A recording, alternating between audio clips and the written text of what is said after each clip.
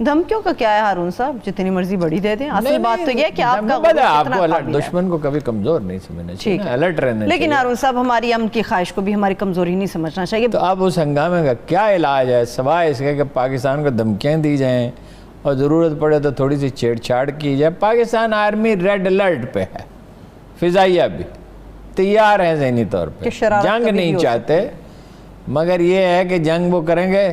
شاستری نے 65 میں ٹھیک یہی الفاظ کہے تھے، اپنی مرضی کا محاذ کھولیں گے.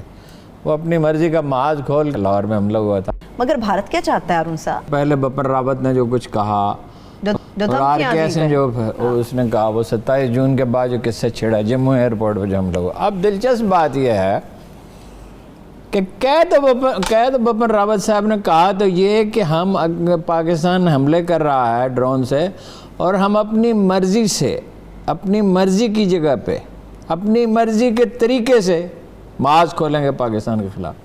اور ساتھ ہی ایک ابھی تحقیقات ہو رہی ہے کہ یہ حملہ پاکستان نے کیا یا نہیں کیا، پھر ادھر سے یہ کمال ہے. قومی افراد. اور آر ایس کے صاحب جو ہیں، آر کے ایس، وہ کیا کہہ رہے ہیں کہ پاکستان نے کیا ہے، راکیش کمار سنگھ. اچھا، اور دونوں کا جھگڑا ہے، بڑا دلچسپ جھگڑا چل رہا ہے. وہ جو نیا انہوں نے سسٹم بنایا ہے، کیا ہے وہ نیو تھیٹر، پتہ نہیں کیا ہے وہ، انٹروگیٹو وار تھیٹر. ہاں، انٹیگریٹڈ وار تھیٹر. یہ چینی حملے کے بعد اچانک وہ ہڑبڑا کے اٹھے اور انہیں پتہ چلا دنیا ٹیکنالوجی میں بہت آگے نکل گئی ہے.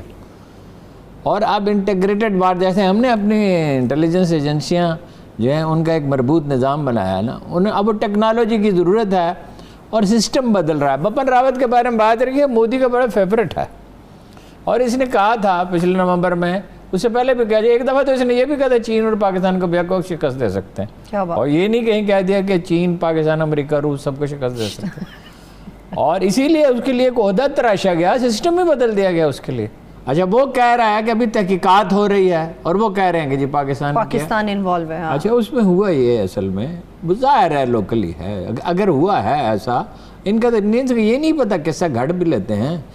وہ ایک کبا اور ایک 2-3 درخت مارنے کے بعد یہ کہتے ہیں اسٹریٹجک سٹرائک، اسٹریٹجیکل سٹرائک. اوہو، کیا بھاری بھرکم نام ہے، لگتا ہے کہ بھائی پتہ نہیں کیا کر دیا ہے جی. سلطان محمد فاتح نے استنبول کا گھیراؤ کر لیا ہے جیسے. تو یہ ہے صورتحال جناب والا. اور اس کے میں وہ کہہ رہے ہیں، یہاں بھی ایک کہانی گھڑ لی کہ یہاں ڈرون جو ہے پیزا سپلائی کرنے والے ڈرون تھے. بھائی اگر وہ پیزا سپلائی کرنے والے ڈرون تھے تو اور اگر ایسا ہوا ہے تو ظاہر ہے وہاں کسی نے کیا، وہ ماس والے نہیں کرتے.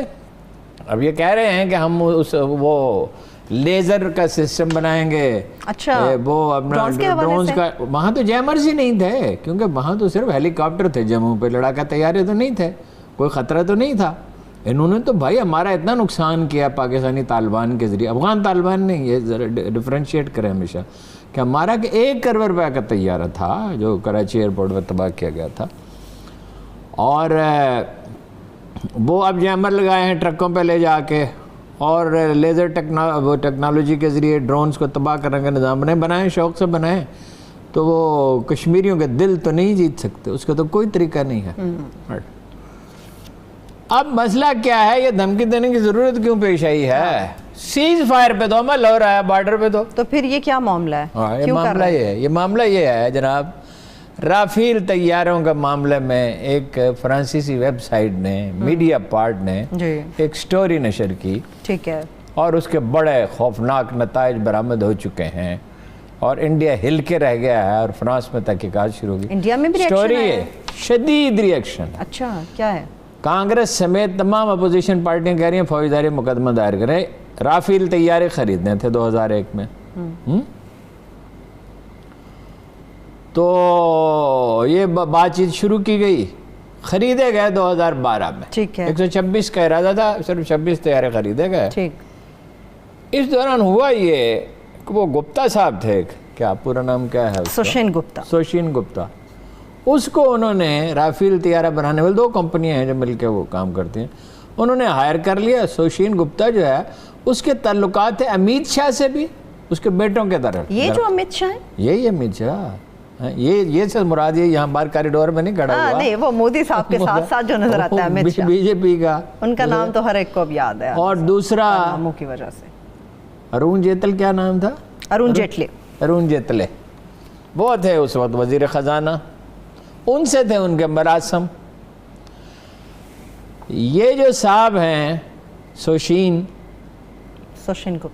گپتا صاحب نے فائلیں چرا لیں وزارت دفاع سے. جی وہ فائلیں, وہ تو انٹیلیجنس اور کیا ہوتی ہے, انہوں نے جو ان کو ہائر کیا بھائی, اسی لیے ہائر کیا نا ان کمپنیوں نے. اور مقصد کیا تھا, پاکستان میں بھی یہ ہوا تھا, فرانس سے کچھ اسلحہ وغیرہ خریدا, وہ بڑا سکینڈل بنا تھا. اب اس کو فی الحال چھوڑ دیں, وہ لمبی کہانی ہو جائے گی. اس میں بھی کچھ لوگ ملوث تھے. بہت پرانی بات ہے, 90s کی بات ہے, بے نظیر کے دور کی بات. اچھا, اب